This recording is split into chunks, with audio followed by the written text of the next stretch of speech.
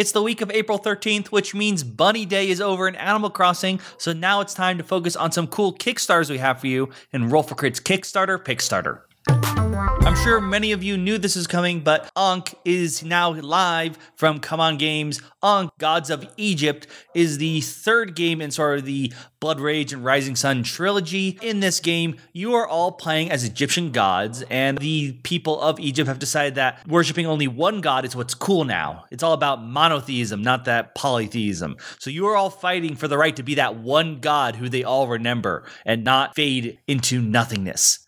You will take on the role of one of 5 possible gods, and in this game, you're going to fight over territory, possibly splitting up more territory using camels. But what's interesting about this is you'll be taking different actions and you're moving a piece along, and once enough people have chosen that action, you're going to trigger events. Some of these events will be the 2 lowest scoring people will actually form into one god and become a team. And then later on in the game, you have a board of faith, which is split into red and blue. If people are only in the red section near the end of the game, they are just eliminated from the game. Yes, everyone can be eliminated, and in that case, Egypt decides atheism is what's cool. Like those other games, this is heavy miniatures, really well-designed ones. You'll choose a different god, have your own god running around the board. Each god, while they play similarly in sort of having a skill tree, they do have very significant abilities, such as Anubis will actually be the one who captures people's units should he be being used, and you have to pay him sort of a tribute to get your own units back. After all, being the god of dead has some perks. I would hope so. One thing that was said in the videos from Eric Lang is that this is supposed to be a bit more streamlined than the previous 2 games. And from the playtime that shows, it's supposedly only supposed to play up to 90 minutes, which is a big deal, at least to me, for a territory control game. Yeah, we'll see. I bet our group can make that a bit longer if we try. Oh, it would be longer, but still shorter than the other 2, probably. That's maybe correct. I love the, obviously, the look of the game. The theme of it is great. The whole concept, like you said, of triggering these events that when you want to trigger them might change. And also, it seems like it has, in a different way, but similar to Rising Sun, a combat mechanic wherein you won't necessarily know what's going to happen once you get into that battle. In this case, I think it has to do with cards in this one, whereas in Rising Sun, that is correct. It was like behind your screen of like kind of a bidding thing. But that's something that I really like about these games. And so, yeah, I mean, I'm very excited to play this game. Of course, if you are tuned to our channel, hearing about what's going on with Come On right now amidst the other crisis in our world, I personally can't full-heartedly recommend that you back this game, but I'm very excited to see the final product and play it personally. I don't think it's going to be too much of a worry, at least for this one. In particular, they already hit like way past their funding. Though, if you go to the comment section, what everyone's really complaining about is the map. Apparently, they really don't like the look of the map.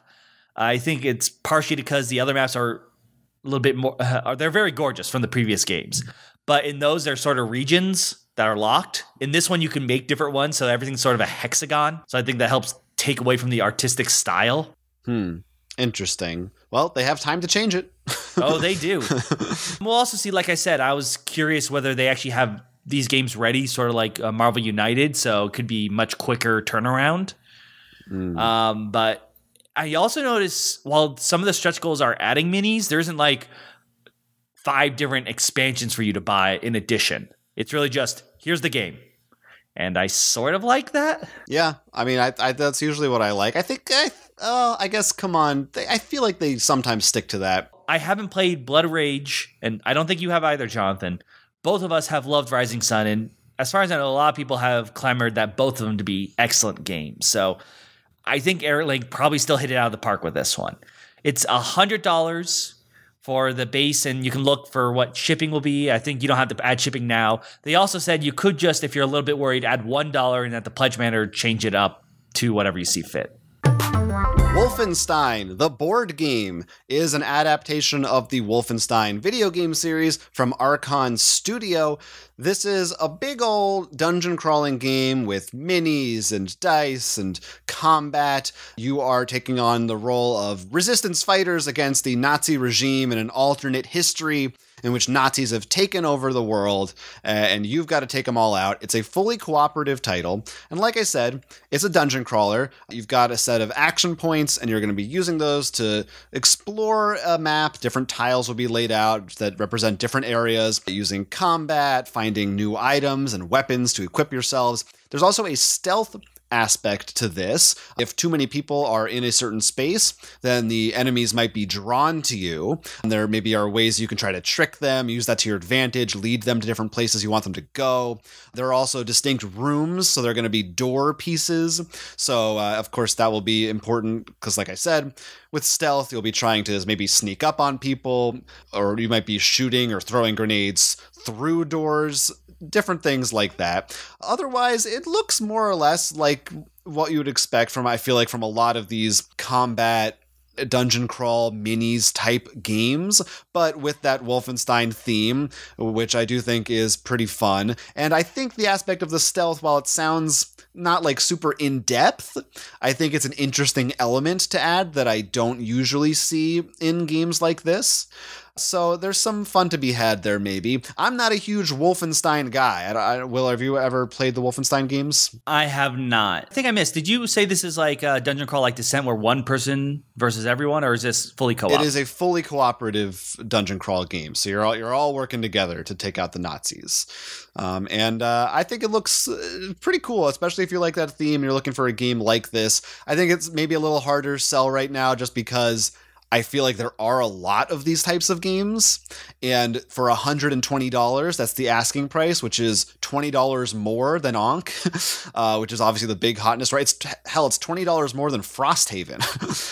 So I think really this is like, you got to be a big Wolfenstein fan right now to want to go in on this one. But that does include a couple of expansions, which I imagine when it's released at retail won't be included. So there might be some better deals in there. So take a look, see what you think. Wolfenstein. Great Fox Games invites you to join them on this real-time game for science. That is the name of this game. In it, you are trying to find a cure for a disease. You'll be doing so by completing 3 different phases within 15 minutes. The first one is matching cards with different symbols on them to make a path or a pattern. You'll then take those symbols, which actually correlate to blocks, and you'll have to pile them together, make sure the structures can stand. Finally, you'll be matching different sort of hexagon and other weird shaped pieces to make this sort of pattern of the virus's DNA in order to hopefully find a cure. Of course, there'll be different crazy events that will change things up, such as mutations, which could swap out which block shapes you're using. It looked like a fun real-time game with the weird dexterity element to it. And the cool thing is $5 of your pledge will be donated to a charity, which makes sense of what everything going on right now. That's nice. Yeah, I mean, I think any real-time games can be super fun, and adding that dexterity element to it makes things even crazier.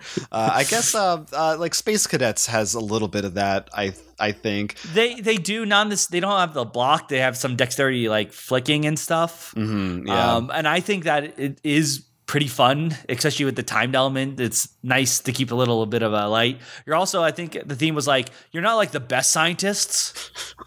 You know, you're like the B team. That's good. That's sort of cute. If you are interested in that kind of game, especially if you have kids, I think this is one that you can play with them because they'll probably have fun, like trying to match the lines up with colors. It is about $49, and remember that comes with a bunch of blocks as well as some other stuff, and $5 that will be going to charity. I've got another dexterity game for you that does take place in real time. It's called Storm the Gate Woodland Warfare from Antsy Labs. There was a previous edition of this game just called Storm the Gate. I think this one is pretty much the same, but they've added a light theme to it and some new components that change it up a little bit. Antsy Labs, also the same company that created the Fidget Cube, interestingly enough. So they are bringing us this game, which is essentially like a version of air hockey or knock hockey. There's a small wooden board that is centered between 2 players, and there are multiple discs of different shapes and sizes, and you have a string on your side of the board, and you can adjust the tension of that string to make it looser or tighter depending on your preference, and you're using that to take those discs and pull them back like a slingshot and fling them over onto the other side. And your goal is quite simply to have all of the pieces in the game on the other player's side and not on yours. You want to have a clear space and they have everything on the other side. Where the theme comes in, the idea is that these different pieces represent different types of animal warriors. So like rabbits are little small pieces. There are some that are aerial pieces. So you can actually, the way that the board is set up, you can fling things underneath a bar, or you can fling things over the bar on top, and certain pieces need to go over it instead. Okay. So you have to like set them up. It's really interesting. If you watch a video, it's on the page, you see some gameplay of it, and it's super fast paced. It's like a match could last 30 seconds because it's just go, and you're frantically like, things are like flying all over the place. It's definitely very, very simple, but I really like the design of it. It's like this wooden case that like folds up like a briefcase, and that's very slick. It's goofy, and it's probably not the best game, but if that simple kind of a concept appeals to you, it's the kind of thing that I think a lot of people would enjoy who aren't gamers. I mean, that sounds hilarious and fun. That's definitely also something I'd love to add a drinking element, because people get more and more lose their accuracy as the day goes on. Yeah, you have to be careful about some of these pieces flying around. Don't want them to hit people in the face. For $74, you can get this. It is like, it's wooden pieces. It's like a very nice handcrafted look and feel to it. So if you're interested, check out Storm the Gate Woodland Warfare. Good Puppers from Asmati Games is a set collecting game when you are collecting different breeds of dogs and using them to bury bones in your backyard. Whoever has the most bones wins. It's a pretty simple game with some beautiful artwork and a lot of great images of dogs. Pretty much like each dog breed has a bunch of cards in its family with different abilities and names. But one of the things I really want to point out is, one, it's already a really nice price game at $14, but they have a pledge level saying that, times are hard right now. So, it's $7. We'll ask no questions. And I think that's sort of an important thing. It doesn't make anyone feel guilty, like they have to fill out a form explaining why they should deserve it. It's just, it's there if that's what you can afford. And I think for taking a game that's all about how great dogs and puppies are, and there are some cats in there, I think that it just shows such a great spirit. I've seen other projects in the past do similar things, or they'll say like, if you're like under hard times for whatever reason, here's a pledge you can take that's smaller. I think that's great. It's kind of like the Humble Bundle in a sense, like pay what you want approach. I think can be effective in some cases. And yeah, I like puppers. So by the way, you can also get prints for some of these, and I should probably mention it because most people want to care about us if it's actually a good game or not. It does look interesting because the different abilities, it's not just stacking bones. Bones can be rotated for points. So it seems to be trying to just build up the sets at the right time to use certain abilities and stuff. So there actually does look like there is a fun game in there too. It's not just do it because it's pretty dogs. You will probably have some fun there as well. That's good. And like I said, $14. If you can't, there is that $7 pledge. And lastly, Platypus Industries brings us The Rat Catcher. The Rat Catcher is a solo game with a strange premise. Your city, your village has invented a kind of magic cheese. Maybe it's a kingdom. At any rate, the cheese is magic. Unfortunately, it has attracted a horde of rats, and your goal is to keep the rats from getting the cheese. That's your goal. That's what you're doing. The way it works is there will be a set of tiles laid out that make up the layout of your city, and those will change every time that you play, so there's going to be a slight difference in where you're moving around. And basically a board control game where hordes of rats will move in and move around every so often, and if too many of them gang up on a space with cheese, they're going to eat that cheese. And you need to find the cheese, take it for yourself, while also killing rats with some simple dice combat in order to win the game. There's also going to be a point where you have to fight the Nemesis Rat, and there are different Nemesis Rats with different special abilities, so you have like a boss battle towards the end, which I think is neat. And you also have your own special abilities. You can actually take some of that cheese and trade it in to upgrade some of your things that you can do. I'm assuming some things like, mitigate some of those dice rolls, new types of abilities, etc. It looks like a cool little simple game. I'm just drawn to these solo games, especially right now is a great time to be promoting them. I think they could have their time in the spotlight right now, and definitely a unique theme that I haven't heard before. No, I saw this one too, and I thought it looked really cool, but I just imagine just walking to a store like, I found the magic cheese laying out in the alleyway. Oh, great. We'll buy that from you. Nothing's wrong with cheese left outside. Look, magic cheese is good cheese. Mm-hmm. It stays good forever. Maybe it's got a rind. Now, if only you combine this with Mousetrap. Then you have to like build up a trap that way to get them. I think there's something to that. Now, you can get this game for $45. They also had a lower pledge level for PDFs, that kind of print and play that you could do. So maybe take a look at that. It's called The Ratcatcher.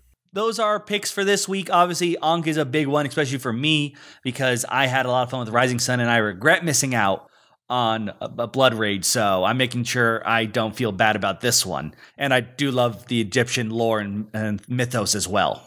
Yeah, that's definitely, that's the big, I can't believe how many big ones we've been having lately. Yeah, right after we did a video where almost all of them canceled, so we're like, well, we're probably not going to do Kickstarter videos. They're going strong. They're going strong still. But let us know in the comments, are you still back in any of these? Are you bowing out? Or are you all in on Ankh, Wolfenstein even? Maybe you're going for something cheaper, something different. It's all about good puppers. That's the only game that matters here. We did the other one just as a courtesy. Could be all about good puppers. Talk to us in that comment section. That would be fun. And we'll see you guys again later in the week. I'm Jonathan. I'm Will. This was Kickstarter Pickstarter. Here's an idea. Support our Patreon or like and subscribe to this channel for more. Fagulu Miktawa audio expansion Wakana Cthulhu awesome.